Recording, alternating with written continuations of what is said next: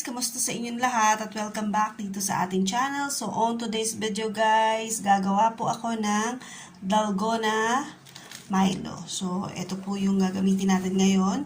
Kung napanood nyo po yung huli kong video ng Dalgona is yung coffee with great taste white. Ngayon, tatry ko pong gumawa ng Dalgona Milo. And then, syempre, maglalagay ako nitong, ito yung twist, maglalagay ako nitong cream o na biscuit. So, ayan siya guys. So, ayun. And then, itong gagawin ko nga palang Dalgona Milo is wala po akong whipped cream o yung all-purpose cream. Wala po akong ganon. Pero, tatry po akong gumamit nitong milk powder. And then, sugar. And then, itong sugar ko pala guys is dalawang ganito. Ito yung takalan niya. And then, ito naman pong gatas is, ito po, isang pack nito na 33 grams. So, ayun.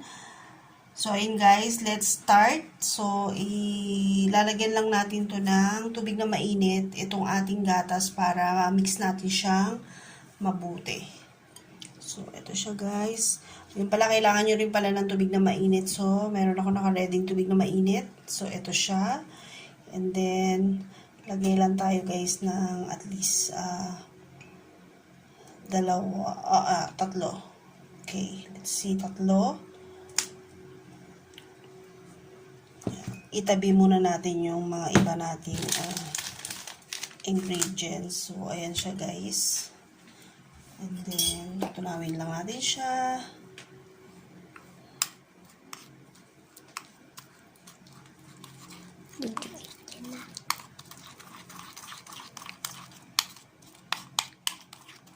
Kung meron kayong mixer guys, mas madali itong gawin syempre. Pero ngayon, wala tayong mixer na gagamitin. And mas mahirap kung maghahalo kasi medyo matagal. Pero kung may mixer nga, mabilis lang.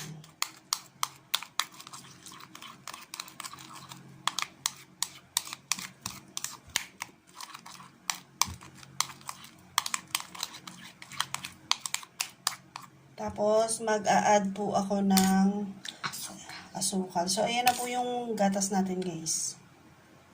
So, add ko yung 2 scoop ng gatas. Pinakita ko yung takalan sa inyo. So, nasa sa inyo, guys, kung gaano karaming sugar yung gusto nyo. Kung gusto nyo ba ng matamis. So, for me, okay na ako dito.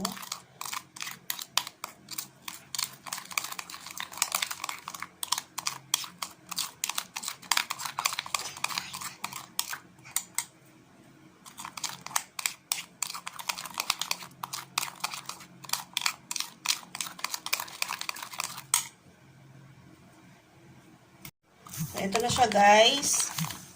Ang ating powder milk na nilagyan ko na rin ng asukal. So, ayun.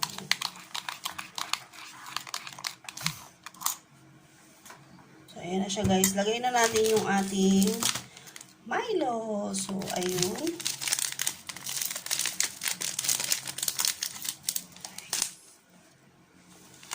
Ayan yung Milo natin guys.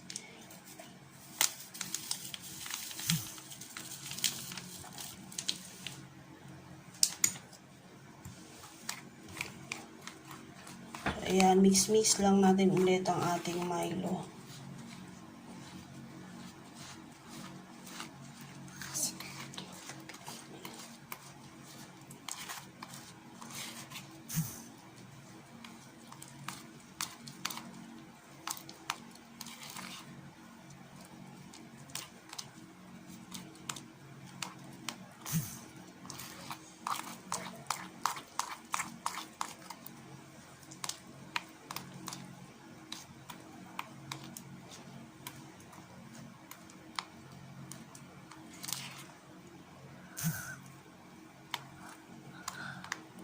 So, parang kailangan ko mag-add ng tubig, guys. Mag-add ako, guys, ng tubig. Kasi sobrang tigas.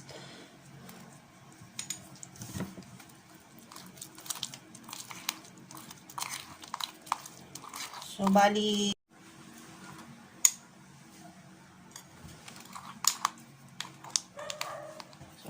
guys, yung ating Milo. So, ayan na yung itsura niya guys. Yan. Pero kailangan pa natin siyang i-mix pa. Parang nakukulangan pa ako sa kanya. Sayang hindi ko naurasan yung kung gaano katagal ko na siyang hinahalo.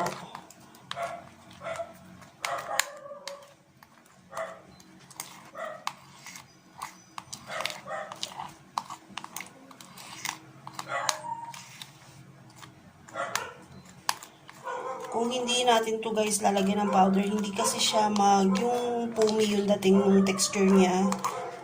Kaya wala po akong pasensya na sa tumatahol.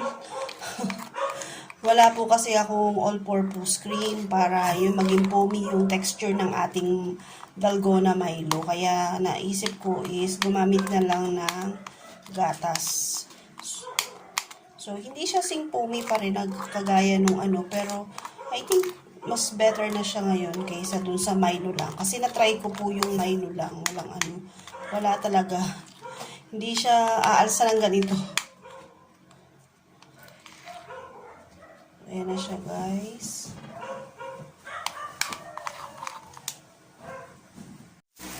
Ayan guys, cream o naman. Nagsuot na ako ng plastic gloves. So, ayan siya guys. Buksan na natin. Bali, isang biscuit lang o isang cookies lang nitong cream o ang dudurugin ko.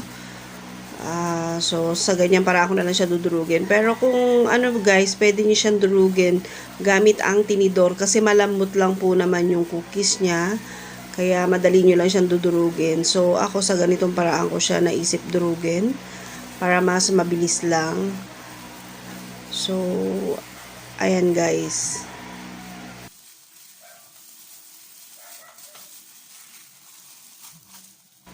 So, ito na siya guys. Nadurog ko na. And then, ito yung ating Dalgona Milo. Hahalo lang natin yung dinurog nating cream o. Kasi pampadagdag din po ng lasa yung cream o. Kasi meron po siyang strong taste na parang lasang kape. Kaya, for me, masarap. Masarap siyang idagdag dito sa ating Dalgona Milo. So, ayan. Hahalo ko lang siyang ganyan. So, parang pampadagdag lang ng lasa. So, ayan siya guys. Ayan yung magiging itsura niya. So, ayan siya. So, next natin guys is yung ating gatas. So, tinimpla ko na yung gatas namin dito, guys. Ayan. Okay, sorry. Ayan, tinimpla ko na yung gatas namin dyan. So, lagyan natin siya ng yelo.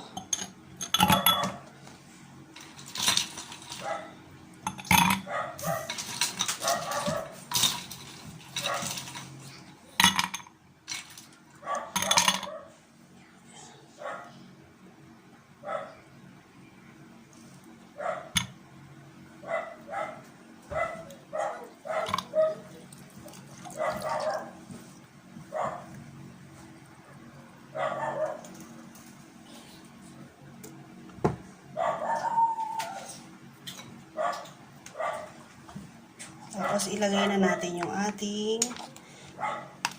ginawang Dalgona Milo. Wow! Marami yata ako na ilagay na.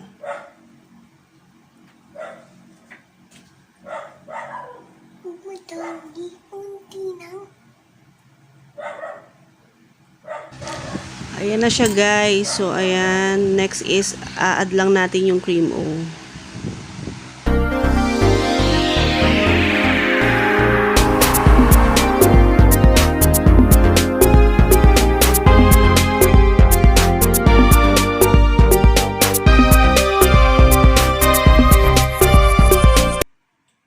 So, ayan na siya guys. Titikman na natin. So, ayan po yung aking Dalgona Milo with cream o. So, ayan yung cream o sa ibabaw guys.